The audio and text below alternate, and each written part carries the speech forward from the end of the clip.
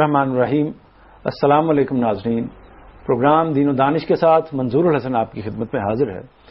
ناظرین، گزشتہ پروگرام میں ہم نماز کے اذکار کے حوالے سے بات کر رہے تھے، یہ سلسلہ ابھی جاری ہے۔ ہم غامدی صاحب سے بات کریں گے اسی موضوع پر آگے۔ غامدی صاحب السلام علیکم۔ غامدی صاحب یہ فرمائیے گا کہ ہم جب نماز کا آغاز کرتے ہیں تو سبحانک اللہم و بحمدک یہ پڑھتے ہیں، اس کے علاوہ بھی متعدد روایتوں میں بیان ہوا ہے کہ اس کے علاوہ بھی کچھ اذکار ہیں، کچھ کلمات ہیں جو اسی نوعیت کے ہیں، تو کیا ہمیں یہی پڑھنا چاہیے یا ان کو بھی اختیار کیا جا سکتا ہے؟ نماز کے لازمی اذکار پر اس سے پہلے ہم گفتگو کر چکے ہیں، وہ سورہ فاتحہ اور قرآن میں لانا ہے۔ آپ ان میں سے کوئی چیز بھی نہ پڑھیں تب بھی نماز میں کوئی فرق نہیں واقع ہوتا۔ رسالت میں آپ صلی اللہ علیہ وسلم کے بارے میں روایتوں میں آتا ہے کہ صحابہ کرام نے یہ محسوس کیا کہ آپ جب نماز شروع کرتے ہیں تو کچھ دیر کے لیے خاموش رہتے ہیں، اس کے بعد سورہ فاتحہ کی تلاوت شروع کرتے ہیں۔ تو پوچھا گیا، مختلف موقعوں پر آپ نے مختلف دعائیں بتائیں جو آپ پڑھتے تھے، تو اس کے معنی یہ ہیں کہ آپ سورہ فاتحہ کی تلاوت شروع کرنے سے پہلے کوئی دعا پڑھ سکتے ہیں، کوئی دعا کر سکتے ہیں۔ وہ دعائیں جو رسالت میں آپ صلی اللہ علیہ وسلم نے کی ہیں وہ حدیث کی کتابوں میں نقل ہو گئی ہیں، انہی میں سے ایک دعا یہ ہے، یہ دعا بھی آپ کر سکتے ہیں۔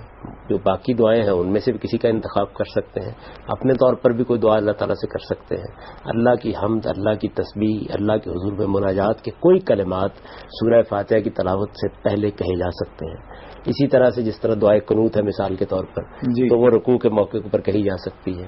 آپ سجدے میں بھی دعا کر سکتے ہیں، آپ رکوع میں بھی دعا کر سکتے ہیں۔ تو یہ دعا جو استفتاح کی دعا ہے، اس کی جگہ بعض اور دعائیں کی، یعنی شروع کرنے کی دعا ہے، اس کی جگہ آپ دوسری دعائیں بھی کر سکتے ہیں۔ یعنی یہ وہ حصہ ہے جو اختیاری ہے۔ اسی فرق کو ہر مسلمان کو سمجھانا چاہیے کہ نماز کا ایک حصہ وہ ہے جس کو رسالت میں آپ صلی اللہ علیہ وسلم نے مقرر کر دیا ہے، ساری تحقیق جستجو اس کی کرنی چاہیے، اس حصے میں کوئی ادنا تبدیلی اور تغیر ہم نہیں کر سکتے، اس کو اسی زبان میں ہونا ہے، اسی ترتیب سے ہونا ہے، اسی طریقے سے ہونا ہے۔ جو حصہ ہم پر چھوڑا گیا ہے اس میں رسالت میں آپ صلی اللہ علیہ وسلم کے اسوہ حسنہ کو جاننے کی کوشش کرنی چاہیے، لیکن وہ اختیاری حصہ ہے، ان میں سے جو چیز بھی آپ کے علم میں آئے، آپ کو اچھی لگے، آپ اس کو انتخاب کر سکتے ہیں۔ اچھا، اس سے پہلے جب ہم نماز میں کھڑے ہوتے ہیں تو نیت باندھتے ہیں، نیت کے خاص الفاظ ہیں جو لوگ اپنی زبان میں بھی کر لیتے ہیں اور عربی زبان میں بھی کر لیتے ہیں۔ اس میں اپنی زبان میں کرنا بہتر ہے یا عربی زبان ہی ضروری ہے؟ اس سے نیت کے کوئی الفاظ نہیں ہیں، نیت اصل میں ارادے کا نام ہے، ارادہ دل میں کیا جاتا ہے۔ جب آپ نماز کے لیے کھڑے ہوتے ہیں تو آپ اللہ کی طرف متوجہ ہوتے ہیں، اس کا ارادہ کرتے ہیں کہ آپ نماز پڑھنے جا رہے ہیں، یہ بہت کافی ہے۔ یہ ہمارے ہاں جو الفاظ میں نیت کرنے کا طریقہ اختیار کیا گیا ہے، اس کو تو بہت سے محققین بدعت سے تعبیر کرتے ہیں، یہ کسی طرح موضوع نہیں ہے۔ اور میں نے تو بارہا یہ دیکھا ہے دیہات میں خاص طور پر کہ لوگ یہ نیت کے الفاظ دہراتے دہراتے سورہ فاتحہ کو بھی ضائع کر دیتے ہیں، آگے قرآن کی تلاوت تک نوبت پہنچ جاتی ہے اور ابھی وہ نیت ہی کر رہے ہوتے ہیں۔ تو نیت کرنے کا جو طریقہ ہمارے ہم بر صغیر میں اختیار کیا گیا ہے، یہ کہیں اور نہیں پایا جاتا۔ نیت کے لیے الفاظ کی ضرورت نہیں ہے، دل کے ارادے کی ضرورت ہے۔ آپ جب ارادہ کر کے کھڑے ہو گئے تو بس آپ نے نیت کر لی۔ یہی صورتحال اس وقت ہوتی ہے جب ہم نماز جنازہ پڑھانے کے لیے کھڑے ہوتے ہیں، اس وقت بھی بعض اوقات بتایا جاتا ہے اس کی نیت اس طرح کرنی ہے، ارادہ ہے بس آپ نے کر لیا۔ یہ نیت کے الفاظ کبھی رسالت میں آپ صلی اللہ علیہ وسلم نے اس طرح ادا نہیں کیے، یہ کبھی صحابہ کرام نے ادا نہیں کیے، یہ کبھی ہمارے ائمہ اور ہمارے فقہاء نے اپنے ہاں نقل نہیں کیے، یہ لوگوں نے ایجاد کیے ہوئے ہیں۔ اور میرا خیال یہ اب نئے نئے لوگ مسلمان ہوئے ہوں گے تو ان کو متوجہ کرنے کے لیے تاکہ کم سے کم وہ اس معاملے میں خبردار ہو جائیں کہ وہ نماز پڑھنے لگے ہیں، ہو سکتا ہے علماء نے یہ طریقہ اختیار کیا ہو۔ اب مسلمانوں کی تربیت ہو گئی، اس کے بعد انہیں بتا دینا چاہیے کہ نیت دل کے ارادے کا نام ہے، دل کے ارادے کا نام ہے۔ لیکن مثال کے طور پر وہ جو انما الاعمال بالنیات، تو وہ ایک دوسرا مفہوم ہے اس میں نہیں، اس میں تو یہ بیان کیا گیا ہے کہ انسان کے جو اچھے اعمال ہیں ان کے لیے اچھا ارادہ ہونا ضروری ہے۔ اگر اچھا ارادہ ہے تو وہ اعمال اللہ کے ہاں خیر کے اعمال سمجھے جائیں گے۔ اگر برے ارادے سے کوئی نیک عمل کیا گیا ہے یا اپنا کوئی مفاد پیش نظر ہے تو اللہ تعالیٰ اسی کے پیش نظر رکھ کر جزا و سزا کا فیصلہ بھی کرے۔ اچھا، اس میں جب ہم نماز کی کیفیت میں ہوتے ہیں، کھڑے ہوتے ہیں اللہ کے حضور میں، تو ہمارے اوپر کیا کیفیت طاری ہونی چاہیے؟ اس میں نبی صلی اللہ علیہ وسلم کے حوالے سے بعض روایتوں میں بیان ہوا ہے کہ آپ پر بعض اوقات رکت کی کیفیت طاری ہو جاتی تھی، اور کیفیت ایسی بھی ہوتی تھی کہ صحابہ بیان کرتے ہیں کہ جیسے چکی کی آواز آتی ہے، چکی کی آواز سنائی دیتی ہے۔ یہ بات یہ ہے کہ کیفیات ایسی چیز ہے کہ جن کو قانون کے دائرے میں نہیں لایا جا سکتا۔ آپ اللہ تعالیٰ کی عبادت کے لیے کھڑے ہوئے ہیں، سب سے بڑی چیز یہ ہے کہ ادب کے ساتھ کھڑے ہوں، جس کو قرآن نے خود بیان کر دیا کہ قوموا للہ قانتین۔ ادب کے ساتھ اب خدا کے حضور میں کھڑے ہو گئے، تقاضا پورا ہو گیا. اب اس کے بعد آپ خدا سے دعا کر رہے ہیں، مناجات کر رہے ہیں. مختلف حالات میں انسان پر مختلف کیفیات طاری ہوتی ہیں. کبھی خشوع کی زیادہ کیفیت ہوگی، کبھی کم ہوگی. کبھی اڑے ہوئے دل کے ساتھ آدمی خدا کے حضور میں کھڑا ہوتا ہے، کبھی مشغولیتوں کے اندر سے وقت نکالتا ہے، اور کبھی وہ کیفیتیں بھی ہو جاتی ہیں کہ جس میں آدمی کے اوپر ایک رقت طاری ہو جاتی ہے. رسالت میں آپ صلی اللہ علیہ وسلم کی اپنی شخصیت ہے. تو اس طرح کے جو واقعات بیان کیے جاتے ہیں، ظاہر ہے کہ کبھی ایک کیفیت کسی نے دیکھی بیان کر دی، کبھی دوسری کیفیت کسی نے دیکھی بیان کر دی. ان کیفیات کو مستحسن تو ضرور سمجھنا چاہیے، لیکن یہ کہ کیفیات نہ بھی طاری ہوں تب بھی آپ اللہ کے حضور میں ادب کے ساتھ کھڑے ہو گئے تو آپ نے اصل میں اللہ تعالیٰ کی طرف سے جو آواز دی گئی تھی اس پر لبیک کہنے کا تقاضا پورا کر دیا. لیکن اس کے لیے کسی صحبت کی ضرورت ہے، یعنی کوئی کوشش کیا کی جائے کہ جس کے لیے انسان کے اندر ہر آدمی یہ خواہش کرتا ہے کہ اس کی نماز میں خشوع ہو، خضوع ہو، دل لگے نماز کے اندر، لیکن عام طور پر ایسا نہیں ہوتا. تو اس کے لیے کوشش کیا کرنی چاہیے؟ دنیا میں جتنی بھی چیزیں ہیں ان میں اصول وہی ہے کہ جستجو کے خوب سے خوب تر کہاں. انسان دنیاوی زندگی میں بھی بہتر کو تلاش کرتا ہے، نماز میں بھی یہی کوشش کرتے رہنا چاہیے. لیکن جس طرح کہ میں بار بار توجہ دلاتا ہوں، جس وقت آپ اپنے پروردگار کے حضور میں کھڑے ہو جاتے ہیں، اپنی مشغولیتوں سے وقت نکال کر اپنے پروردگار کے حضور میں حاضر ہو جاتے ہیں، تو وہ اصلی تقاضا پورا ہو جاتا ہے. اس کو حقیر مت سمجھیے. اس میں زیادہ سے زیادہ خشوع، زیادہ سے زیادہ خضوع، خدا کے ساتھ زیادہ تعلق، اس کی طرف تبتل، اس کی طرف توجہ، اس کو ہدف بنا کے کوشش کرنی چاہیے. یہ کوشش انسان خود کرتا ہے. اس طرح کچھ فطری چیزیں ہیں جو انسان کی ان کوششوں کے بارآور ہونے کا ذریعہ بن جاتی ہے. مثلا آپ کو کوئی اچھا استاد ملا ہے، آپ نے اس کی صحبت میں زندگی بسر کی ہے، اس کے اثرات آپ پر ہوتے ہیں.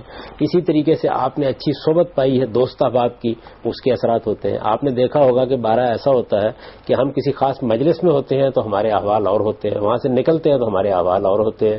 تو انسانی شخصیت مختلف چیزوں کا اثر قبول کرتی ہے. لہذا اپنے لیے اچھی صحبت کا اہتمام بھی کرنا چاہیے، صالحین کے پاس بیٹھنے کا.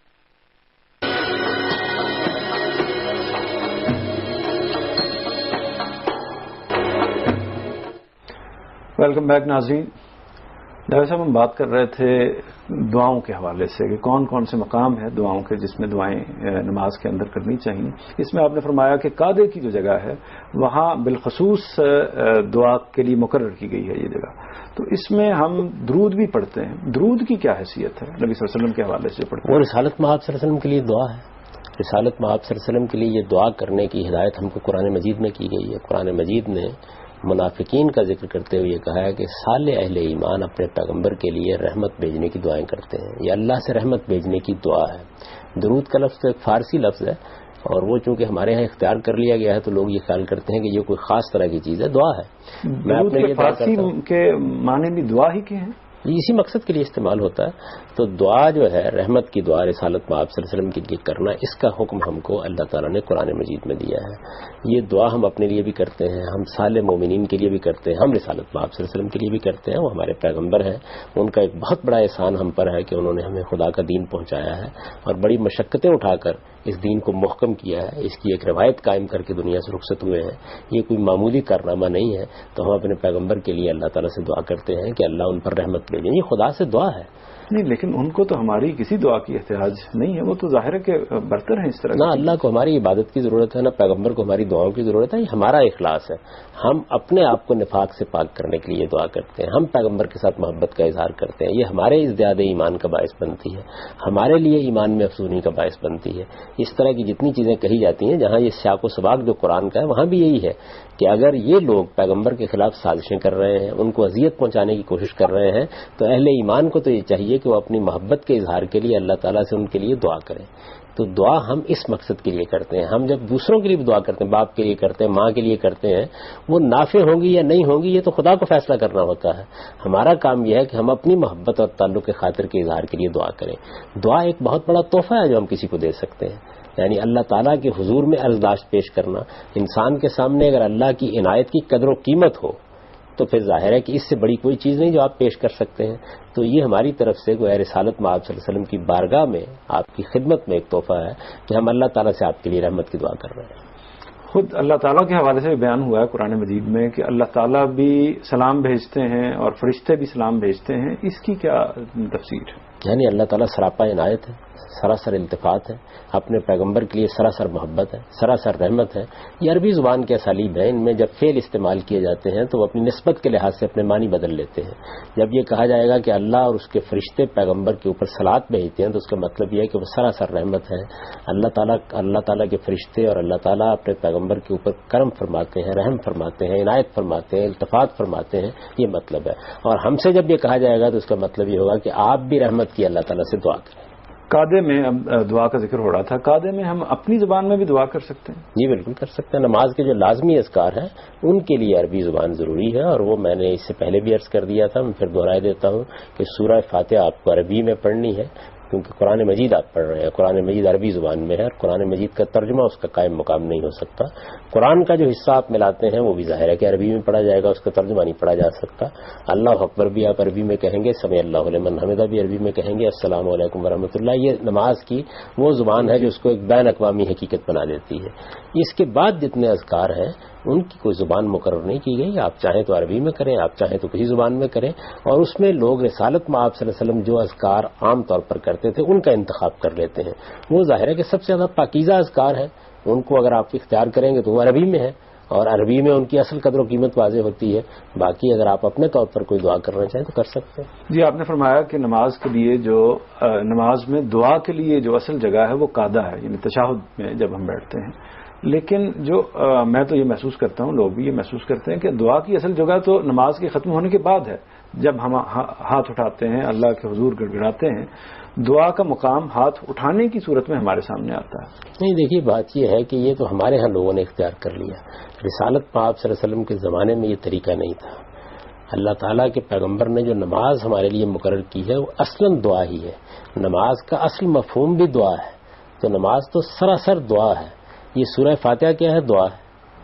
آپ اللہ تعالیٰ کی تسبیح کرتے ہیں، حمد کرتے ہیں، وہ بھی اصل میں دعا کے لیے ایک تمہید کی حیثیت رکھتے ہیں. تو آپ جب یہ سب کر لیتے ہیں تو اس کے بعد قعدے میں بیٹھ جاتے ہیں. قعدے میں بیٹھ کر پھر آپ کے لیے کوئی اذکار مقرر نہیں کیے گئے. وہاں آپ جو ذکر چاہے کر لیں، جو دعا چاہے کر لیں، اللہ تعالیٰ کے حضور میں جو مناجات چاہے کر لیں، جتنی دیر چاہے اور کر جس زبان میں چاہے کر لیں، جس زبان میں چاہے کر لیں. جب آپ اس سے فارغ ہو گئے تو آپ نماز سے فارغ ہو گئے. اب اس کے بعد بھی آپ کا کوئی دعائیں کرنے یا کوئی ذکر کرنے کو جی چاہتا ہے ضرور کیجئے، لیکن جو اجتماعی طور پر دعا کرنے کا طریقہ ہمارے یہاں اختیار کیا گیا ہے یہ رسالت میں آپ صلی اللہ علیہ وسلم کے زمانے میں بالکل نہیں تھا. اور یہ صحابہ کرام نے بھی کبھی اختیار نہیں کیا، یہ ہمارے ائمہ نے بھی کبھی اختیار نہیں کیا. یہ ہندوستان کی چیز ہے اور یہاں ہی عام طور پر اس کا بڑا اہتمام کیا جاتا ہے، کیونکہ لوگ عربی زبان سے واقف نہیں تھے. علماء نے اصرار کیا، جس طرح جمعے کے خطبے کے بارے میں اصرار کرتے ہیں کہ وہ عربی زبان میں ہونا چاہیے. تو اس کا کیا نتیجہ نکلا؟ اس کا نتیجہ یہ نکلا کہ اب جمعے کا وہ خطبہ جو عربی زبان میں ہوتا ہے وہ تو اسی طرح پڑھ دیا جاتا ہے. اس سے پہلے ایک تقریر اس کے ساتھ شامل ہو گئی. تو نماز میں بھی یہی ہوا ہے کہ جب اصل جگہ پر لوگوں کو اجازت نہیں دی گئی کہ وہ اپنی دعا اپنی مناجات کر سکتے ہیں تو انسان کو اپنے مالک سے تو بہت کچھ مانگنا ہوتا ہے. اس کے لیے پھر بعد میں دعا کرنے کا طریقہ رائج ہو گیا. لیکن اجتماعی دعا میں جو اثر لوگ محسوس کرتے ہیں، لوگ میں نے دیکھا ہے کہ رو رہے ہوتے ہیں. ایک امام بآواز بلند دعا کر رہا ہوتا ہے، لوگ بآواز بلند آمین کہہ رہے ہوتے ہیں. اس میں یہ ٹھیک ہے کہ کچھ لوگ یقیناً اس کے نتیجے میں پریشان بھی ہوتے ہیں، وقت بھی زیادہ لگ جاتا ہے اس کے نتیجے میں. تو لیکن پھر بھی بعض لوگ دیکھا ہے کہ بہت سرشار ہوتے ہیں اور بڑے خشوع و خضوع کے ساتھ ان دعاؤں کی محافل میں شریک ہوتے ہیں. یہ بات یہ ہے کہ دین میں جو عبادات ہے ان میں اللہ کا پیغمبر جہاں ہمیں چھوڑ کر گیا وہیں رہنا چاہیے. اس میں فوائد کی گفتگو نہیں کی جا سکتی. جو فائدے ہیں وہ آپ کو اسی دین سے حاصل کرنے ہیں جو اللہ کے پیغمبر نے دیا ہے. رسالت پاک صلی اللہ علیہ وسلم نے سختی کے ساتھ یہ فرمایا ہے کہ من احدث فی امرنا ھذا فہو رد. یہ جو میں نے دین مقرر کر دیا ہے اس میں جس نے اپنی طرف سے کوئی چیز ایجاد کی وہ اللہ کے ہاں قبول نہیں ہوگی. تو اس وجہ سے عبادات کے معاملے میں ہر آدمی کی کوشش یہ ہونی چاہیے کہ رسالت میں آپ صلی اللہ علیہ وسلم نے جس جگہ لوگوں کو چھوڑا ہے ٹھیک اسی جگہ آپ قائم رہیں. تو نماز کے لیے جو طریقہ مقرر کر دیا گیا ہے اسی کی پیروی کرنی چاہیے. اجتماعی نماز اصل میں سب لوگوں کو پڑھنی ہے. صرف چند لوگوں ہی کو اپنے شوق سے یا اپنی مرضی سے یہ کام نہیں کرنا، وہ ایک فرض عبادت ہے. اس کو وہیں تک رہنا چاہیے جہاں اللہ کے پیغمبر نے چھوڑا ہے. اس کے بعد آپ اپنے طور پر دعا کرنا چاہتے ہیں جب تک چاہے کرتے رہیے. لیکن امام جب نماز کی امامت کرتا ہے تو اس کو چاہیے کہ وہ ٹھیک اس جگہ رک جائے جہاں پر رسالت مآب صلی اللہ علیہ وسلم نے اس دنیا سے رخصت ہونے تک مسلمانوں کو چھوڑا ہے. ہم صاحب پروگرام کا سلسلہ بھی جاری ہے. ناظرین، وقت ہوا ایک بریک کا. بریک کے بعد دوبارہ آپ کی خدمت میں حاضر ہوتے ہیں.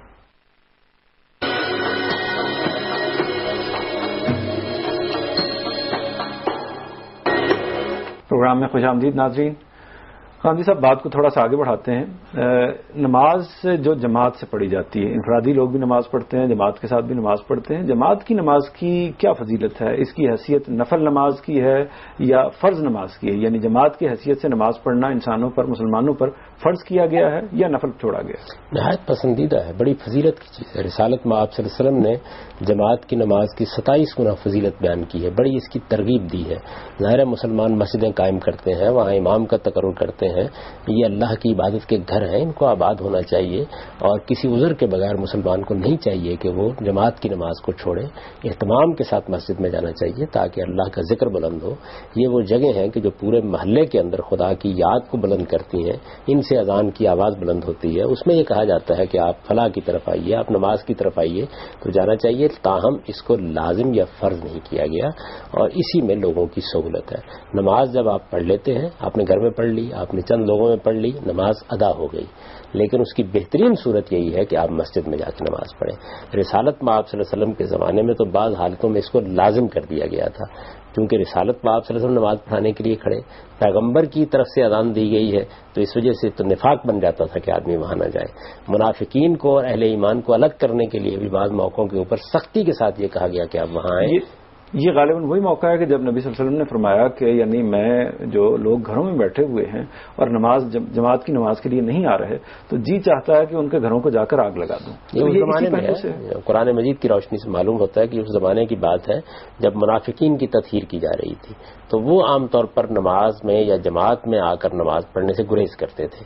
اس موقع پر حضور نے بڑی سختی برتی، بلکہ اپنے ایک نابینا صحابی کو بھی یہ کہا کہ آپ کو ہر حال میں مسجد میں آنا ہوگا تاکہ ایمان والوں میں اور منافقین کے معاملے میں امتیاز رہے. پیغمبر کی بعثت کے نتیجے میں اللہ کا عذاب آنا ہوتا ہے. عذاب سے پہلے یہ ضروری ہوتا ہے کہ سب لوگ الگ الگ کر دیے جائیں، منکرین الگ ہو جائیں، منافقین الگ ہو جائیں، سچے اہل ایمان الگ ہو جائیں. اس تطہیر کی بنیاد ظاہر ان کے اعمال پر رکھی جاتی ہے. اس کے لیے مختلف طریقے اختیار کیے گئے. نماز با جماعت کی پابندی غیر معمولی کر دی گئی تاکہ یہ معلوم ہو جائے کہ کون سچا ہے اور کون منافقت کے ساتھ دین میں داخل ہے. اسی طرح جہاد کے معاملے میں بعض امتحان ہوئے. غزوہ تبوک اس کی ایک بہت بڑی بنیاد ہے. اس کو قرآن نے زیر بحث لا کے یہ بتایا ہے کہ اس سفر میں اتنا اہتمام اس گرمی کے موسم میں اس لیے کیا گیا تاکہ یہ تطہیر کا عمل مکمل ہو جائے. تو رسالت میں آپ صلی اللہ علیہ وسلم کے زمانے میں تو یہ صورتحال تھی. آپ کے بعد یہ معاملہ تو نہیں رہا، لیکن بہرحال بڑی فضیلت کی چیز ہے. اور نماز با جماعت ہی میں اصل میں نماز کا اصلی حسن انسان کو معلوم ہوتا ہے. نماز کی جو روحانیت ہے وہ نماز با جماعت ہی سے حاصل ہوتی ہے.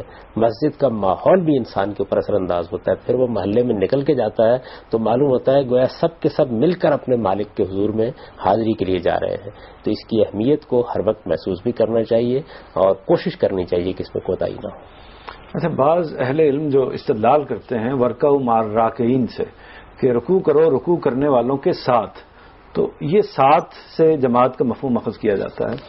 آپ اس میں کیا کہتے ہیں؟ قرآن مجید کی جو آیات ہیں ان کو تو بہر ان کے سیاق و سباق میں رکھ کر دیکھنا چاہیے. وہاں بنی اسرائیل کو مخاطب کر کے یہ کہا گیا ہے کہ اب جب یہ خدا کے بندے خدا کے پیغمبر کو مان کر خدا کے حضور میں جھک گئے ہیں تو تم بھی ان کے ساتھ اللہ کے حضور میں جھک جاؤ اور سرکشی چھوڑ دو. وہاں یہ اپنے لغوی مفہوم میں استعمال ہوا ہے، وہاں اس سے مقصود یہ نہیں. اچھا، نماز میں جب صف بندی کی جاتی ہے، ایک تو تھوڑا سا اس میں جو بہت زیادہ اہتمام ہے ہمارے ہاں، نبی صلی اللہ علیہ وسلم نے بھی بدر کے موقع پر غالباً جب جماعت کھڑی کی ہے تو تیر کے ساتھ آپ نے صفوں کو سیدھا کیا ہے. اسی طرح ہمارے ہاں بھی امام پہلے کہتے ہیں کہ صفوں کو پوری طرح سیدھا کر لیجئے. اس اہتمام کی کیا خاص حکمت ہے؟ وہ جو بدر کا واقعہ اس میں الفاظ یہ ہیں کہ آپ نے اس طرح صفوں کو سیدھا کیا جس طرح کہ تیر کو سیدھا کیا جاتا ہے، یعنی وہ تشبیہ دی گئی ہے. نبی صلی اللہ علیہ وسلم اس کا اہتمام کرتے تھے، یقیناً کرتے تھے. اسی میں حسن ہے، یعنی اگر صفیں ٹیڑھی ہوں گی، لوگ ادھر ادھر کھڑے ہوئے ہوں گے تو اس سے جو نماز کی سب بندی کا حسن ہے وہ نمایاں نہیں ہوگا. مسلمانوں کو جو تہذیب سکھائی گئی ہے اس تہذیب میں جہاں اللہ کا ذکر ہوتا ہے، اللہ کی یاد ہوتی ہے، جہاں اللہ کے سامنے بندے کھڑے ہوتے ہیں، وہاں ایک نظم و ضبط بھی سکھایا گیا ہے. جب آپ ایک امام کے پیچھے نماز پڑھنے کے لیے کھڑے ہوں گے اور صف بنا رہے ہیں تو صف اچھی بننی چاہیے، یعنی اس میں ہر شخص کو مل کر کھڑا ہونا چاہیے، قریب قریب ہو کے کھڑا ہونا چاہیے اور اس کو سیدھا ہونا چاہیے. آپ دیکھیے کہ یہ جو انسانی زندگی اور انسانی تمدن میں جمالیات کا پہلو ہے، اسی سے اعلیٰ درجے کی تہذیبی روایات جنم لیتی ہیں. یہ مذہبی اعمال میں بھی ملحوظ رکھا گیا ہے. آپ جب نماز پڑھتے ہوئے دیکھتے ہیں تو آپ کو ایک روح پرور منظر نظر آتا ہے، جس میں خدا کے بندے ایک ہی صف میں کھڑے ہوئے ہیں، بالکل سیدھی صفیں ہیں، ان کے آگے ایک امام کھڑا ہے، نہایت خشوع و خضوع کے ساتھ رکوع کر رہے ہیں، سجود کر رہے ہیں. تو یہ منظر ہے کہ جو دعوت کا ذریعہ بھی بنتا ہے اور انسان کے قلب پر بھی اس کے بہت اعلیٰ اثرات ہوتے ہیں. اچھا، اس میں جو ترتیب مقرر کی جاتی ہے کہ پہلے مرد کھڑے ہوں گے، ان کے پیچھے لڑکے کھڑے ہوں گے، پھر خواتین ہوں گی. خواتین کو یعنی ظاہر کے انسان ہونے کے اعتبار سے تو کوئی فرق نہیں ہے، تو یہ فرق کس پہلو سے ملحوظ رکھا گیا ہے؟ یہ عام ترتیب ہے جو اختیار کر لی جاتی ہے تاکہ ان کو سہولت رہے، ورنہ اس میں بھی کوئی حرج نہیں کہ برابر کھڑی ہو جاتی ہیں. آپ دیکھتے ہیں کہ جن مسجدوں میں اس کا اہتمام ہوتا ہے کہ ساتھ ان کا ہال بنا دیا جاتا ہے تو وہاں وہ پیچھے تو نہیں ہوتی. اس طرح مسجد نبوی میں اگر آپ اب جا کے دیکھیں تو وہاں درمیان میں ایک جنگلہ سا لگا دیا گیا ہے، اس کے ادھر مرد نماز پڑھ رہے ہوتے ہیں، ادھر خواتین نماز پڑھ رہی ہیں. حرم میں یہ بھی نہیں کیا جاتا، وہاں تو وہیں خواتین پڑھتی ہیں وہیں مرد پڑھتے ہیں. تو یہ کوئی لازمی چیز نہیں ہے، عام حالات میں اس کا خیال رکھنا چاہیے کہ ایک ترتیب کے ساتھ آپ کھڑے ہو جائیں تاکہ کوئی فساد پیدا نہ ہو، کوئی فتنے کی صورت نہ پیدا ہو، اور آپ ایک اچھے ماحول میں پاکیزگی کے ساتھ اللہ کی عبادت کریں. خواتین کے لیے کیا بہتر ہے؟ یعنی وہ ان کے لیے بہتر یہ ہے کہ وہ مسجد میں جائیں مردوں کے ساتھ نماز پڑھیں، یا ان کو اپنی الگ جماعت کرا لینی چاہیے؟ نہیں، مسجد میں جائیں، مردوں کے ساتھ نماز پڑھیں. نبی صلی اللہ علیہ وسلم نے اس سے ان کو نہیں روکا. مسجد میں رسالت مآب صلی اللہ علیہ وسلم کے زمانے میں بھی خواتین آتی رہیں، بعد میں بھی آتی رہیں، تاہم ان کے لیے یہ چیز فضیلت کی چیز نہیں بنائی گئی، کیونکہ اگر ایسا ہوتا تو ان کے لیے بڑی مشقت کی چیز بن جاتی. وہ اگر اپنے گھر کے اندر بھی نماز پڑھ لیں تو ان کو وہی درجہ، وہی فضیلت حاصل ہو جاتی ہے جو مردوں کو مسجد میں جا کے حاصل ہوتی ہے. اچھا غانی صاحب، اکثر میں نے دیکھا ہے جماعت کی نماز کے اندر کہ جو ہمارے بڑے بزرگ ہوتے ہیں، بچہ تھوڑا سا آگے آیا ہے اس کو دھکیل کر پیچھے کر دیں گے. میں نے اکثر دیکھا ہے کہ بچے پر اس کا کوئی اچھا اثر نہیں ہوتا.